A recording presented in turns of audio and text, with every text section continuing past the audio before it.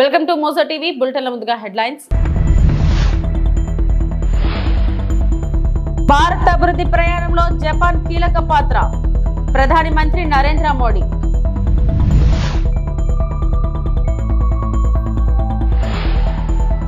Is of doing business లో ప్రథమ స్థానంలో ఏపీ ఉందన్న సీఎం చంద్రబాబు.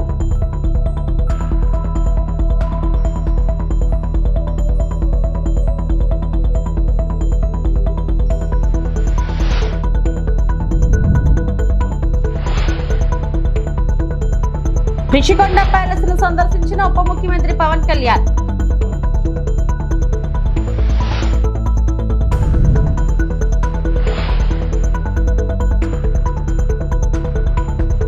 ప్రపంచమంతా భారత్ పైనే ఆశలు పెట్టుకుందని ప్రధాని నరేంద్ర మోడీ అన్నారు. భారత్ జపాన్ వార్షిక సదస్సు కోసం ఆ దేశంలో పర్యటిస్తున్న ప్రధాని టోక్యోలో ఇండియా జపాన్ ఎకనామిక్ ఫోరంలో పాల్గొన్నారు. జపాన్ వ్యాపార దిగ్గజాలు హాజరైన ఈ సదస్సుకు మోడీని జపానీయులు గాయత్రి మంత్రం పఠిస్తూ స్వాగతం పలికారు. ఈ సందర్భంగా ప్రసంగించిన ప్రధాని మోడీ భారత్ జపాన్ మధ్య లోతైన భాగస్వామ్యాన్ని ప్రస్తావించారు. భారత అభివృద్ధి ప్రయాణంలో జపాన్ కీలక పాత్ర పోషించిందని గుర్తు చేశారు. మెట్రోలు, సెమీ కండక్టర్స్, స్టార్టప్లు తయారీ సహా అనేక రంగాల్లో జపాన్ తోడ్పాటు అందించిందన్నారు. ఇప్పటికే జపాన్ సంస్థలు భారత్లో $40 బిలియన్ కంటే ఎక్కువ పెట్టుబడులు పెట్టినట్లు గుర్తు చేశారు. భారత్లో ఆర్థిక రాజకీయ స్థిరత్వం నెలకొందన్న మోడీ ప్రపంచంలో 3వ అతిపెద్ద ఆర్థిక వ్యవస్థగా అవతరించబోతుందని వివరించారు. ప్రభుత్వ పరంగా పారదర్శకమైన విధానాలను అవలంబిస్తున్నట్లు పేర్కొన్నారు.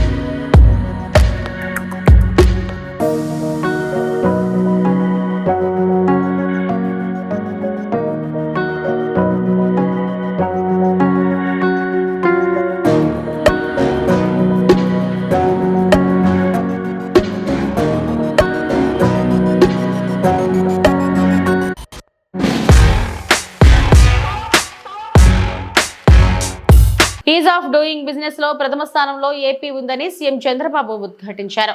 ఫుడ్ ప్రాసెసింగ్ రంగంలో ఎన్నో అవకాశాలు ఉన్నాయని తెలిపారు. రైతుల కోసం అంతర్జాతీయంగా కొత్త మార్కెట్లను అన్వేషిస్తున్నామని సీఎం చంద్రబాబు పేర్కొన్నారు. We have to recall what is happening in food processing. One of the largest industry in the world and valued at about $8 trillion. But India, as rightly mentioned, our secretary, honorable secretary, is fast moving. If you see here, $37 billion in 23, we are expecting to move $700 billion by 2030. It is only a moderate estimate. There is lot of opportunities in food processing. If you see Andhra Pradesh, we are contributing nearly 9% of food processing in India. That is $50 billion as on today. And also the strength of Andhra Pradesh, I want to impress upon you, even including food processing secretary also. India is going even today at a slow pace. Opportunities are abundant, and also the way we are moving, it is not that speed. Fortunately, Andhra is blessed with agriculture. As on today, single state, I can claim very proudly, 35% GSTP is coming from agriculture. That is only from Andhra Pradesh, no other state. So I wanted to effectively impress upon you come to Andhra Pradesh, do your business. Lot of opportunities for all of you. రిషికొండపై Jagan mafia దందాలు చేసిందని జనసేన అధ్యక్షుడు AP deputy CM Pawan Kalyan ఆరోపించారు. Rishikonda tourism resort ను తన స్వలాభం కోసం జగన్ వాడుకున్నారని ఆయన విమర్శించారు. శుక్రవారం ఉదయం రిషికొండ టూరిజం రిసార్ట్ ను పవన్ కళ్యాణ్ సందర్శించారు. ఈ సందర్భంగా మీడియాతో పవన్ కళ్యాణ్ మాట్లాడారు. ఈ టూరిజం రిసార్ట్స్ లో 2 బ్లాకుల పేరిట 90 కోట్లు, ఒకదానికి 70 కోట్లు, మరో దానికి ఖర్చు చేశారని వివరించారు. టూరిజం రిసార్ట్ లోని 7 బ్లాకులకు గాను 4 మాత్రమే కట్టారని తెలిపారు. 454 కోట్లతో 4 బ్లాకులకు ఖర్చు చేశారని వెల్లడించారు. రిసార్ట్ లోపల పెచ్చులు ఊడిపోతున్నాయని, కొన్ని బ్లాకులు లీకేజ్ అవుతున్నాయని తెలిపారు. జగన్ నివాసం ఉండటానికి మాత్రమే రుషికొండ రిసార్ట్ కట్టారని, కానీ కూటమి ప్రభుత్వంలో దీనిని టూరిజం కింద ఎలా అభివృద్ధి చేయాలనేది ఆలోచిస్తున్నామని తెలిపారు. జనసేన శాసనసభ్యులందరితో కూర్చొని మొత్తం అన్ని పర్యవేక్షణ చూసాం. లోపల చూస్తే అంటే ప్రాబ్లం ఏముందంటే, కొత్త అది చాలా 454 కోట్లు పెట్టి కట్టారు. 69 ఎకరాలలో 7 బ్లాకులలో 7 బ్లాక్స్ 7 బ్లాక్స్ నిర్మాణానికి వాళ్ళు చేశారు. అది కూడా ఏం చేశారంటే ఎక్స్టెన్షన్ ఆఫ్ ఎగ్జిస్టింగ్ రిసార్ట్ కింద చెప్పారు. వాళ్ళు గవర్నమెంట్ జీవోలో ఏముందంటే existence redevelopment of existence resort. That's how they have raised the bill. దాంట్లో 2 బ్లాకులే పెట్టారు. ఫస్ట్ వాళ్ళు పెట్టింది ఏంటంటే 7 బ్లాక్స్ లో బడ్జెట్ ఒకదానికి 90 పైన, ఇంకో దానికి 70 పైన, 2 phases లో ఇంతే. వాళ్ళు స్టార్ట్ చేసినప్పుడు 164 కోట్ల రూపాయలు, 164 కోట్ల రూపాయలతోటి 7 బ్లాక్స్ ప్లాన్ చేశారు. కట్టేటప్పటికి అది ఆ 7 బ్లాక్స్ కి పూర్తి చేయాలి. 4 బ్లాకులకి అంటే మనం చూస్తే 4 బ్లాక్ అంటే బిల్డింగ్ కాదు, residential block is 1, CMO office is 1. ఇవన్నీ కూర్చొని అలాగా వాళ్ళు 7 బ్లాకులు ప్లాన్ చేసుకుంటే 4 బ్లాకులే కట్టారు. 7 బ్లాకులకి వాళ్ళు ప్లాన్ చేసినప్పుడు 92 కోట్లు ఫస్ట్ ఫేజ్, రెండో ఫేజ్ 53 కోట్లు. సో రెండు కొంచెం అటు ఇటుగా పెడితే 160 కోట్ల పై చిల్లుకు వాళ్ళ ఒరిజినల్ ప్లాన్. అది ఏదైనా సరే ఇంకో చోట పైకి వెళ్ళిందంటే ఒక 2 అవుతుంది. కానీ ఇది 454 కోట్లు అయింది. Not even for the entire 7 blocks, it is only 4 blocks. 4 బ్లాకులకే 454 కోట్లు అయింది. ఒరిజినల్ ప్లాన్ 92 కోట్లు ఫస్ట్ ఫేజ్, సెకండ్ ఫేజ్. దీనికి లోపలికి వెళ్ళి చూసి నేను వచ్చినప్పటి నుంచి కూడా మమ్మల్ని గత కాలం రానివ్వలేదు. ఇప్పుడు ఏమైపోయింది, ఒక డ్యామేజ్ జరిగిపోయింది. ఋషికొండ ఒకప్పుడు ఇక్కడ రిసార్ట్స్ ఉన్నప్పుడు టూరిజం మన శాఖకి ఆదాయం 7 కోట్లు ఉంది. సో 7 కోట్ల ఆదాయం కోల్పోగా ఇప్పుడు అదనపు భారం 453 కోట్లు పడి, ఇప్పుడు కరెంటు బిల్లు ఆదాయం మన సంవత్సరానికి కట్టాల్సిన ఇంకా ఉపయోగించకుండానే జస్ట్ అది లైట్ లేసి అప్పుడప్పుడు ఏసీ ఆన్ చేయడానికి ఉట్టినే జస్ట్ ఆన్ చేసి ఆఫ్ చేయడానికి పనిచేస్తున్నది సక్రమంగా అనుకోవడానికి అది సంవత్సరానికి 1 కోటి రూపాయల పైన 15 లక్షలు అవుతుంది. దాని మీద అభివృద్ధి. చార్టర్డ్ అకౌంటెంట్లు బ్యాలెన్స్ షీట్లు వేసే వ్యక్తులు మాత్రమే కాదని సమాజాన్ని సమతూకం చేసే సమర్థత ఉన్నవారని మంత్రి నారా లోకేష్ కితాబునిచ్చారు. విశాఖలో నిర్వహించిన Indian institute of chartered accountants of India ICAI జాతీయ సదస్సులో మంత్రి పాల్గొన్నారు. పారిశ్రామిక విప్లవం వచ్చిన ప్రతిసారి ఉద్యోగాలు పెరుగుతాయని, AI వంటి టెక్నాలజీలను CAలతో సహా యువత అందిపుచ్చుకోవాలని పిలుపునిచ్చారు. At Heritage, back then when I joined, we were going through a very tough time. We had retail, and of course we had the dairy business. And when we are finalizing the accounts, there's always going to be a tussle between management and the chartered accountants. It could be the internal auditors, it could be the statutory auditors, but in our company it is always the internal auditors and statutory auditors who had the last say, because the chairman of the board used to be D. Sitaramaya Garu. And Sitaramaya Garu is a well-renowned chartered accountant, and I have learnt a lot from Sitaramaya Garu. And today, if I can analyze balance sheets well, it is because of his guidance to me personally. Andhra Pradesh as a state is going to go through really exciting transformation. We aspire to be a $2.4 trillion economy by 2047. What we as a state want to achieve is decentralized development. If you look at Anantapur, we want it to be the automotive capital of India. North Anantapur and Kurnool will be the renewable energy capital for India. If you look at electronics manufacturing, we're bringing it to Kadapa and Chittoor district. Nellore already has a lot of diversified manufacturing, but all of here will be surprised to know that currently 50% of the air conditioners manufactured in India comes out of Nellore district. Stree Shakti పథకం ఆర్టీసీకి ఏమాత్రం భారం కాదని మంత్రి మండిపల్లి రాంప్రసాద్ రెడ్డి స్పష్టం చేశారు.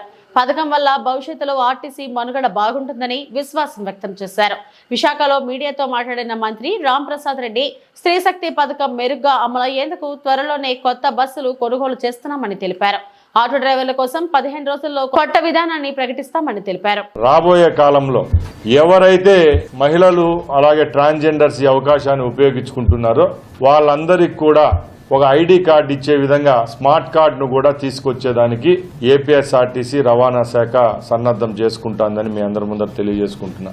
ఆ smart card వచ్చే వరకు ఏవైతే మేము ఐడి కార్డ్స్ చెప్పామో ఐడి కార్డ్స్తో ఈ రాష్ట్ర వ్యాప్తంగా ప్రయాణం చేసేదానికి వాళ్ళకి వెసులుబాటు ఉంటుంది. వచ్చే 6-7 నెలల్లోనే ఇంకా అదనంగా బస్సులు వస్తే ఈ రాష్ట్రంలో సులభతరం అయ్యేదానికి వీలుంటుందని తెలియజేసుకుంటూ గ్రామ సీమల్లో ప్రయాణించే పల్లె వెలుగు బస్సుల్లో కూడా త్వరలో ఏసీ ఎయిర్ కండిషన్ బస్సుల్లో ప్రయాణించే విధంగా కూడా చర్యలు ఉంటాయని మీ అందరి ముందర తెలియజేసుకుంటున్నా. ఒక 10-15 రోజుల్లోనే వాళ్లకు వినూత్నమైన స్కీమ్తో ఆటో కార్మికులకు ఎవరికి నష్టం జరగకుండా రాష్ట్ర ప్రభుత్వం ఒక కొత్త స్కీమ్ తీసుకొని వస్తుంది. అది మేము ఆ తర్వాత తెలియజేస్తాం. 100% స్కీమ్ అయితే తీసుకొస్తాం. ఇప్పుడు ఏపీఎస్ఆర్టీసీకి కూడా ఈ శ్రీశక్తి స్కీమ్ వల్ల మనుగడ బాగుంటుంది. ఎందుకంటే ఇదంతా రీఇంబర్స్ చేసే ప్రోగ్రామ్. ఇది తప్పకుండా ఏపీఎస్ఆర్టీసీకి రేపు రాబోయే కాలంలో కొత్త బస్సులు అదనపు సిబ్బంది రావడం వల్ల దాని మనుగడ అయితే బాగుంటుంది. విశాఖ జిల్లా పశ్చిమ నియోజకవర్గం 90వ వార్డు విమాన్ నగర్ లో ఎన్టీఆర్ విగ్రహాన్ని ఎంపీ భరత్, ఎమ్మెల్యే గణబాబు ఆవిష్కరించారు. తెలుగు జాతి యుగ పురుషుడు డాక్టర్ నందమూరి తారక రామారావు విగ్రహాన్ని ఆవిష్కరించడం శుభ పరిణామమని ఎంపీ భరత్ తెలిపారు. రాష్ట్రంలో కూటమి పాలన ఏర్పడ్డాక ఎన్నో సంక్షేమ అభివృద్ధి పథకాలు ముఖ్యమంత్రి నారా చంద్రబాబు నాయుడు అమలు చేస్తున్నారని ఎంపీ భరత్ తెలిపారు. గణబాబు మాట్లాడుతూ ఈ ప్రాంతంలో తెలుగుదేశం పార్టీ ద్వారా అనేక అభివృద్ధి కార్యక్రమాలు చేశాం. రానున్న రోజుల్లో కమిటీ సభ్యులు తెలియజేసిన సమస్యలను త్వరలోనే పూర్తి చేస్తామని ఎమ్మెల్యే గణబాబు హామీ ఇచ్చారు. ఈ కార్యక్రమంలో కార్పొరేటర్ బొమ్మిడి రమణ, విమన్ నగర్ కాలనీ అధ్యక్షులు, జిల్లా టీడీపీ కార్యదర్శి గొట్టిపాటి వెంకట సురేష్, ఛాయిస్ ఎలివేటర్ అబ్దుల్ బషీర్, వి శ్రీకాంత్, పి హరికృష్ణ, యుఏఎస్ బ్రహ్మేశ్వరరావు, ఎం సత్యనారాయణ, రావి కృష్ణ తదితరులు పాల్గొన్నారు. నందమూరి తారక రామారావు గారి విగ్రహం విశాఖపట్నంలో మన ఎయిర్పోర్ట్ ముందు ఉన్నటువంటి మన కాలనీలో ముఖ్యంగా అంటే నగరంలో ఎవరు వచ్చినా ప్రపంచవ్యాప్తంగా మనకి ఇక్కడే కాలు పెట్టాలి. అలాంటి ప్రాంతంలో అన్నగారి విగ్రహాన్ని ఏర్పాటు చేసుకోవడం. ఈ రోజే నారా లోకేష్ గారు ఊళ్ళో ఉన్నారు. ఈరోజే చంద్రబాబు నాయుడు గారు కూడా ఇక్కడే అడుగు పెట్టబోతున్నారు ఈరోజు. సో అందువల్ల కాస్త మీకు కంగారు పెడుతున్నా. ఇది చాలా ప్రశాంతంగా చేసుకోవాల్సినటువంటి కార్యక్రమం అయినా అన్నిదా భావించొద్దు. మీరు ఇంత ఘనంగా చేసుకున్నా ఎక్కువ సమయం మీతో గడపలేనందుకు. ఎందుకంటే చాలా ఇంపార్టెంట్ ప్రాజెక్ట్స్ ఈరోజు అద్భుతమైన విశాఖపట్నం ప్రగతిలో ప్రధానమైనటువంటి కార్యక్రమం వహించేటువంటి అనేక ప్రాజెక్టులకి ముఖ్యమంత్రి గారు అదేవిధంగా నారా లోకేష్ గారు కూడా ఉదయం నుంచి చాలా హెక్టిక్ ప్రోగ్రామ్స్ ఉన్నాయి మన ఎంపీ గారికి కూడా. సో కాబట్టి అందరూ పార్టిసిపేట్ చేయాల్సిన అవసరం ఉంది. కాబట్టి నాకు తారక రామారావు గారి గురించి మనందరికీ తెలిసిందే. ఎంతోమంది అభిమానులు కూడా ఈ ప్రాంతంలో ఉన్నారు. మీ అభిమానానికి ఎప్పటి నుంచో అనుకున్నటువంటి ఆ డ్రీమ్ని ఈరోజు ఇక్కడ ఏర్పాటు చేసుకోవడం ద్వారా వారికి నివాళులు అర్పించుకునేటువంటి ఒక అవకాశం మనందరికీ దక్కింది. నిత్యం మనకి యాక్టివిటీస్ ఇక్కడ ఉంటాయి. నాకు తెలిసి నెక్స్ట్ టైం మనకి ఎన్టీఆర్ గారి జయంతి సందర్భంగా ఏదైనా మహానాడికి వెళ్ళిపోతే ఎవరు ఉన్నాం. నెక్స్ట్ వర్ధంతికి భరత్ గారి తరపు నేను కూడా చెప్పేసి ఇద్దరు కలిపి కాసేపు మీ దగ్గర గడుపుతామని చెప్పి మరొకసారి తెలియజేసుకుంటూ గౌరవ ఎంపీ గారిని మాట్లాడాల్సింది తెలియజేయాలనే ఉద్దేశంతో ముందుకు రావడం కూడా ఈ ఒక్క కాలనీకే పరిమితం అవ్వకుండా మీరు మీ ఆలోచనలు మిగతా కాలనీలు పక్కన కాలనీలు కూడా స్ప్రెడ్ అవ్వాలని కోరుకుంటున్నాను. అండ్ జనబాబు గారు అన్నట్టు తప్పకుండా వరదలతో ఏదైనా కార్యక్రమాలు ఉన్నప్పుడు పెద్ద ఎందుకంటే మేము ఓన్లీ 36 years old. విశాఖపట్నంలో మనకు తప్పకుండా భవిష్యత్తులో అవకాశాలు వస్తాయండి కలిసి కట్టుకోవడానికి. అండ్ ఇంకా ఎక్కువ మాట్లాడే రిలాక్స్డ్గా మీ గురించి తెలుసుకుని, ఎందుకంటే కొంతమంది ఆర్మీలో పనిచేశారు, కొంతమంది ఆఫీసర్లో పనిచేశారు, అది ఇవాళ కుదరదు, క్షమించాలి. బట్ మీ అందరికీ ఒక చిన్న మెసేజ్ ఏంటంటే, మీ అందరు మీలాంటి వాళ్ళు చాలామంది కష్టపడి ఇన్ఫ్లుయెన్స్ చేసి ఇవాళ ఒక మంచి ప్రభుత్వాన్ని తీసుకొచ్చారు. మేమందరం కష్టపడి పనిచేస్తాము, కానీ సమాజం అయితే ఇవాళ చాలా కష్టమైన పరిస్థితిలో ఉంది. రాష్ట్రంలో ఆదాయం లేదు, ఉద్యోగాలు కూడా గత 5 సంవత్సరాల్లో సరిగ్గా వాళ్ళు డెవలప్ చేయలేదు. ఏదైతే ఒక మంచి సమాజం తయారు చేయాలని ఎన్టీఆర్ గారు టీడీపీ పార్టీ పెట్టారో, ఇవాళ మళ్ళీ తెలుగుదేశం పార్టీ నాయకత్వంలో వాళ్ళ కూటమి ప్రభుత్వం అనేక విషయాల్లో పనిచేస్తాక టైం పడుతుంది. మీ అందరు చేయాల్సింది ఏంటంటే కమ్యూనికేషన్. మేము కష్టపడి పనిచేస్తాం, కానీ అందరినీ డైరెక్ట్గా ప్రత్యక్షంగా మేము చేయాలి. పార్టీ మీద నమ్మకం, ప్రభుత్వం మీద నమ్మకం ఉన్న వాళ్ళు మీ మెసేజ్ 10 మందికి ఇస్తారు. వాళ్ళందరూ అన్నగారు అమ్మ మీకు వస్తారంటే మీ అందరూ క్వాలిటీ క్యారెక్టర్ యాక్ట్ అంతా మీరు ఊహించగలుగుతారు. ఎందుకంటే ఎక్కువ మందిని ఇప్పుడు ప్రచారం చేసేటప్పుడు కూడా 20 ఏళ్ళు, 30 ఏళ్ళు, 40 ఏళ్ళు నుంచి ఉన్న వాళ్ళే ఇంకా ఎనర్జెటిక్గా కమిట్మెంట్తో పనిచేస్తున్నారు. ఈ కాలంలో పెరిగిన పిల్లలందరూ ఏంటంటే ఫోన్కి పరిమితం అయిపోతున్నారు. సో అది కూడా మీరు ఇవాళ యువరక్తంలో కూడా మీలాంటి ఆలోచన కొంచెం మీరు ఇవ్వాలి. మీ పిల్లల్లో కూడా, ఈ సమాజంలో కూడా. ఈ కొద్ది మాటలతో ఇవాళ నేను ముగిస్తున్నానండి. మళ్ళీ రైతులకు అండగా కూటమి ప్రభుత్వం ఉంది అని, పాలక వర్గాలతో పిఎస్సిఎస్లు బలోపేతమని, నా రాజకీయ పైన మొదలైంది కూడా పిఎస్సిఎస్ చైర్మన్ తోనే అని సర్వేపల్లి శాసన సభ్యుడు సోమిరెడ్డి చంద్రమోహన్ రెడ్డి అన్నారు. తోటపల్లి గూడూరు మండలం పేడూరు ప్రాథమిక వ్యవసాయ సహకార పరపతి సంఘం నూతన కమిటీ ప్రమాణ స్వీకారోత్సవ కార్యక్రమంలో ముఖ్య అతిథిగా సర్వేపల్లి శాసనసభ్యులు సోమిరెడ్డి చంద్రమోహన్ రెడ్డి పాల్గొన్నారు. ఈ సందర్భంగా సోమిరెడ్డి మాట్లాడుతూ, ఈ పిఎస్సిఎస్ చైర్మన్ గా గతంలో సోమిరెడ్డి శ్రీనివాసులరెడ్డి కూడా సేవలందించారు. రైతులకు సేవలందించడంలో పేడూరు ఎప్పుడు పిఎస్సిఎస్ ముందుంటుందని అన్నారు. పేడూరు సింగిల్ విండో కమిటీ అధ్యక్షుడిగా నారాయణ గారు, మెంబర్స్ గా శ్రీనయ్య అండ్ ప్రవీణ్, వీళ్ళ ముగ్గురు ఇప్పుడే బాధ్యతలు చేపట్టారు. ఆ కార్యక్రమానికి హాజరు కావడం జరిగింది. పేడూరు సొసైటీ గతంలో సోమిరెడ్డి శ్రీనివాసరెడ్డి కూడా అధ్యక్షుడిగా ఉన్నాడు. అంత బాగా అభివృద్ధి చేశారు. ఇప్పుడు ఈ పాపిరెడ్డిపాళెం నుంచి పేడూరు నుంచి నరుకూరు నుంచి చింతోపు వరకు ముంగల్ ఈ గ్రామాలన్నీ దీనికి ఎందుకు వస్తున్నాయి. రుణాలు మంజూరు చేయటం కానీ disbursement long term short term బాగా చేస్తున్నారు. అన్ని సొసైటీలు 7 సొసైటీలు సర్వేపల్లి నియోజకవర్గంలో అందరూ బాధ్యతలు చేపట్టారు, కొంతమంది చేపడుతున్నారు.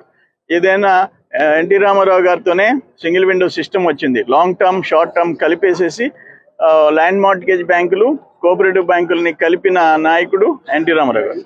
దానికి తగ్గట్టు 5% వడ్డీ రాయితీ ఇచ్చింది ఆయనే 12%. ఇప్పుడు ఏంటంటే ఆ 7% కూడా కరెక్ట్గా కడితే ఫ్రీ ఇంట్రెస్ట్, వడ్డీ లేని రుణాలు ఇవన్నీ నడుస్తున్నాయి. ఇప్పుడు చెప్పారు లాంగ్ టర్మ్ లోన్ కావాలంటే ఎకరాకి 3 లక్షలు అంట, షార్ట్ టర్మ్ లోను ఎకరాకి 45,000. మంచి అమౌంట్లే వస్తున్నాయి వాళ్ళకి. ఎకరాకి మ్యాక్సిమం 30-35,000 పెట్టుబడి 45,000 లోన్ వస్తుంది. అట్నే పంటలకి వేరే పంటలకి హార్టికల్చర్కి 3 లక్షల రూపాయలు ఎకరాకి ఇస్తున్నారు. మంచి ఇది సదుపాయం. సో ఏదేమైనా రైతుల విషయంలో రాజీ లేకుండా ఏ కమిటీలు అయితే వేసామో వాళ్ళందరూ కృషి చేయాలని చెప్పేసి కోరుకుంటారు. మాజీ మంత్రి వివేకానంద రెడ్డి హత్య కేసులో ఇప్పటికీ న్యాయం జరగలేనందునే సునీత పోరాటం కొనసాగుతుందని పిసిసి అధ్యక్షురాలు షర్మిల అన్నారు. సిబిఐ వద్ద సాక్ష్యాలు ఉన్నా ఎందుకు న్యాయం జరగడం లేదని నిలదీశారు. తన తండ్రి రాజశేఖర్ రెడ్డి సిద్ధాంతాన్ని మరిచి జగన్ రాజకీయం చేస్తున్నారని షర్మిల ఆవేదన వ్యక్తం చేశారు. అయితే సునీత రెడ్డి గారికి న్యాయం జరగలేదు. ఇప్పటి వరకు ఎలా పోరాటం చేసిందో ఇప్పుడు కూడా అదే పోరాటమే చేస్తుంది కదా. తను పోరాటం చేయటంలో తప్పు లేదు కదా. ఇంతవరకు న్యాయం జరగలేదు అంటే ఎందుకు జరగలేదు? ఎందుకంటే బీజేపీ పార్టీ ఇన్కమ్ ట్యాక్స్ అయినా సరే, ఈడీ అయినా సరే, సిబిఐ అయినా సరే, ఆఖరికి ఎలక్షన్ కమిషన్ అయినా సరే, అన్ని సంస్థల్ని వాళ్ళు గుప్పెట్లో పెట్టుకున్నారు. వాళ్ళకి ఇష్టం వచ్చినట్లు ఆటలు ఆడిస్తున్నారు. జగన్మోహన్ రెడ్డి గారు మోడీ గారికి దత్తపుత్రుడు కాబట్టి జగన్మోహన్ రెడ్డి గారికి, అవినాష్ రెడ్డి గారికి కాపు కాస్తుంది బీజేపీ పార్టీ. అవును సిబిఐ ఎంక్వైరీ సరిగ్గా చేయటం లేదు అని సునీతారెడ్డి అంటుంటే దాంట్లో తప్పేమైనా అంటుందా? నిజంగానే సిబిఐ అనుకుంటే ఈ పాటికి పాత్రదారులు సూత్రధారులు అందరినీ బయట పెట్టాల్సిన అవసరం ఉంది కదా. సిబిఐకి చెందిన ఒక ఆఫీసరే, మేం కాదు కదా అంటున్నది, ఒక ఆఫీసరే అంటున్నాడు. Avinash Reddy Google maps location pins match అవుతున్నాయి, ఫోన్ కాన్వర్జేషన్స్, ఫోన్ నంబర్సు, వాళ్ళ ఫోన్ కాల్స్ మ్యాచ్ అవుతున్నాయి అని చెప్తున్నారు. అవినాష్ రెడ్డి గారు వాళ్ళకు సంబంధించిన వాళ్ళ ఇంట్లోనే పోలీస్ ఆఫీసర్ని సహా బెదిరించారు అంటున్నారు. ఇన్ని సాక్ష్యాలు పెట్టుకొని కూడా ఇంతవరకు వాళ్ళు బయట తిరుగుతున్నారు అంటే ఏమిటి అర్థం? న్యాయం జరగలేదనే, న్యాయం జరగట్లేదనే కదా అర్థం. నెల్లూరు రాంజీనగర్ వైఎస్ఆర్ కాంగ్రెస్ పార్టీ నగర నియోజకవర్గ కార్యాలయంలో కావలి వెళ్లే కార్యక్రమాన్ని అడ్డుకునే దిశగా పర్వతరెడ్డి చంద్రశేఖర్ రెడ్డికి పోలీసులు నోటీసులు జారీ చేశారు. పోలీసుల ఆదేశాలను ఉల్లంఘిస్తే హౌస్ అరెస్టులు చేస్తామని బెదిరింపులకు దిగుతున్నారు అని చంద్రశేఖర్ రెడ్డి అన్నారు. Nellore city YSRCP in charge MLC Chandrasekhar Reddy మీడియాతో మాట్లాడుతూ ఈ రాష్ట్రంలో కూటమి ప్రభుత్వం అధికారంలోకి వచ్చిన నాటి నుంచి ప్రతిపక్ష వైఎస్ఆర్ కాంగ్రెస్ పార్టీ నేతలు కార్యకర్తలపై అక్రమ కేసులు బనాయిస్తూ రాక్షస ఆనందం పొందుతున్నారన్నారు. కూటమి ప్రభుత్వ పాలనతో ఈ రాష్ట్రంలో ప్రజాస్వామ్యం బతుకుందా అన్న సందేహం ప్రతి ఒక్కరిలో కలుగుతుందన్నారు. కావలిలో అధికార పార్టీ చేస్తున్న అక్రమాలను బయటపెట్టేలా కావలి మాజీ ఎమ్మెల్యే ప్రతాప్ కుమార్ రెడ్డి ప్రయత్నిస్తే వారిపై అత్యాయత్నం కేసు నమోదు చేయడం దారుణమన్నారు. ప్రతాప్ రెడ్డి కుటుంబానికి సంఘీభావం తెలియజేసేందుకు ఈ రోజు కావలి వెళ్లే ప్రయత్నం చేస్తే పోలీసులు దాన్ని అడ్డుకోవడం దుర్మార్గమన్నారు. ఈ విధమైన దుష్ట సంస్కృతి నెల్లూరు జిల్లాలో ఎన్నడూ చూడలేదన్నారు. అధికార పార్టీ నేతల ఆదేశాలతో వైఎస్ఆర్సీపీ నేతలను ఎక్కడికి అక్కడ నిర్బంధించడం చూస్తుంటే ప్రజాస్వామ్యం కూని అయిందేమోనన్న అనుమానం కలుగుతుందన్నారు. నెల్లూరు జిల్లాలో ప్రజాస్వామ్యం చనిపోయిందని అనేక ఉదాహరణలు కనపడతారు.